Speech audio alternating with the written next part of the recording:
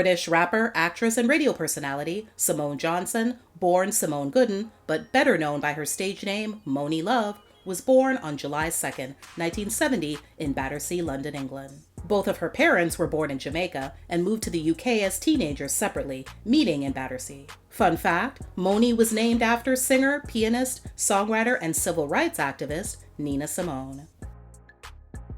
Monie's love for music started at a very young age, when she would frequently go through her father's extensive record collection to pick out something to listen to, depending on her mood. She had her pick of it all, from Bob Marley to Miles Davis. By the time the 80s stepped in, hip-hop had found its way over to the UK. Monie gravitated towards it immediately, using the art form as an outlet for her self-expression. The timing was perfect too, since she'd really need something to take her mind off of what was going on at home. Her parents weren't getting along, so a separation was inevitable. When that happened, Monie's mother decided to leave the UK for Brooklyn, New York, taking her teenage daughter with her. While she did experience a culture shock, Monie still fit right into her new environment.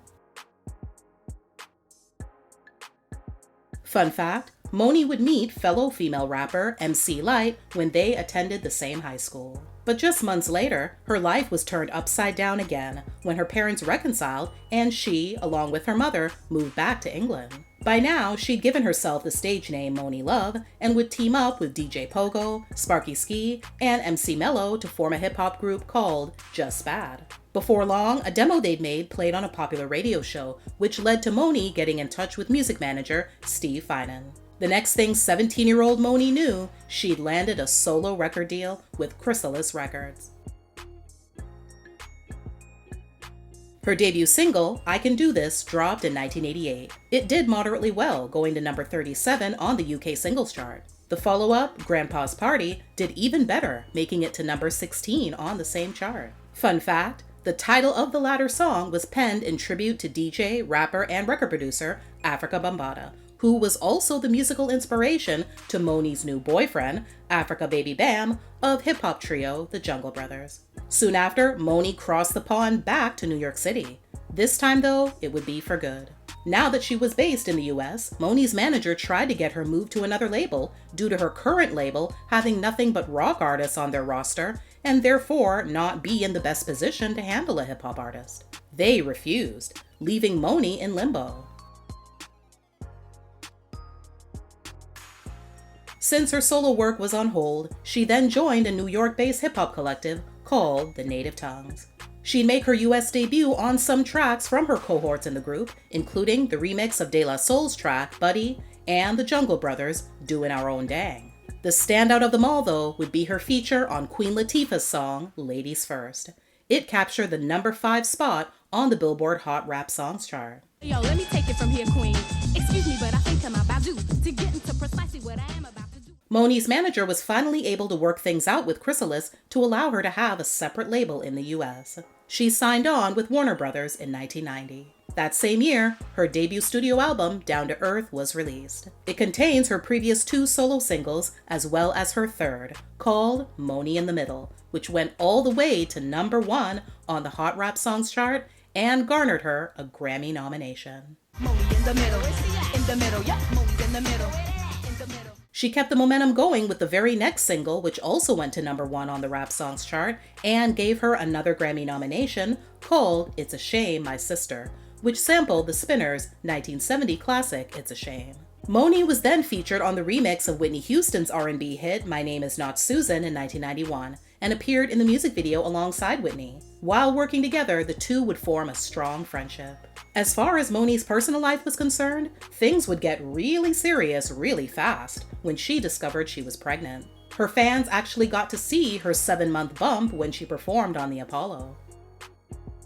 In the spring of 1991, 20-year-old Monie gave birth to her daughter, Charlena. 6 months later, she married her daughter's father, Mike. The following year, Monie got a movie soundtrack credit added to her name with the 1992 single, Full Term Love, from the comedy film Class Act. It reached number 7 on the Hot Rap Songs chart. Her second album, In a Word or Two, dropped in 1993. It features the Prince-produced single Born to Breed, which went to number 1 on the Dance Club Songs chart and number 7 on the Hot Rap Songs chart. Unfortunately, no other singles did well, and the album's sales overall were disappointing. More disappointment followed when she went back into the studio to begin work on her next album, and found that a sudden change in management would not let that happen. Monie was then dropped from Warner Brothers. Within the next year, without having any prior experience in the industry, Monie would land her first radio host job with Hot 97 in New York City. Her and Mike later welcomed another daughter they named Callie. However, just 2 years after that, they would divorce. Also around this time, she'd released the non-album song and her last single of the decade, 1997's Slice of the Pie. In 2003, Monie would leave Hot 97 and switch to rival station Power 105.1 with fellow rapper turned radio personality Ed Lover as her co-host. Her personal life had also undergone some seemingly positive changes too. By now, she'd had another child and remarried. But behind closed doors, she was hiding a dark secret. Monie's new husband was physically abusing her. After 3 years of marriage, Monie would divorce and move from Long Island to Philadelphia. There, she'd land her own show, Monie in the Morning, on WPHI FM 100.3. One day in 2006, her show made headlines when she and rapper Jeezy, then known as Young Jeezy, had a heated on-air disagreement on the state of hip-hop. Nas had put an album out called Hip Hop Is Dead. It seems to be just one thing, drugs, violence, this type of thing. He was like, how can he say that? That's not true.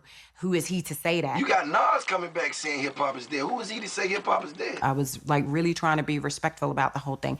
And he was just getting flustered and upset with me. Wait, I'm telling you, that's not what I said, brother. Okay. It's not just talking about one area of hip hop. But hip hop is a way of life. Wait a minute now, you absolutely, and I've been living it for 36 years, brother. Trust me, I know. The discussion abruptly ended when Jeezy got up and walked out of the studio.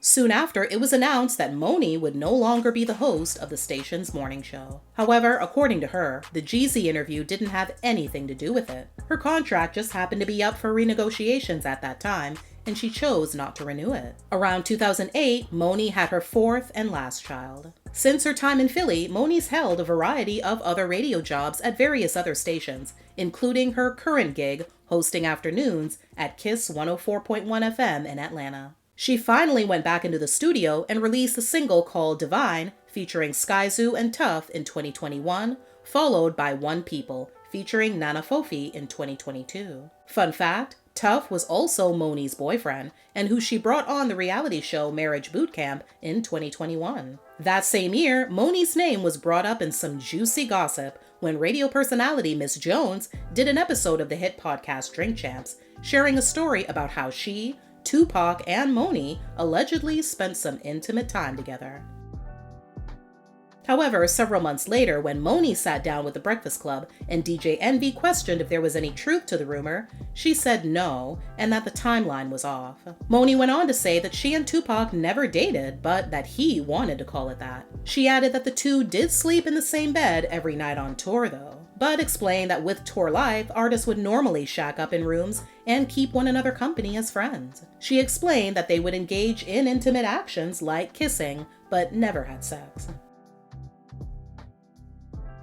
Even though she's been living in Atlanta for years now, Monie confirmed that she's never run into Jeezy, who also lives in the city. In fact, they have yet to see each other at all since their contentious moment back in 2006. In 2023, Monie got the surprise of her life when she got proposed to by NPC physique competitor Roselle Simmons during her Rock the Bells performance to celebrate 50 years of hip-hop in Macon, Georgia. The couple tied the knot on September 10th, 2024. Currently, Monie's been focused on putting out a new album, her first in over 30 years, as well as spending time with her family.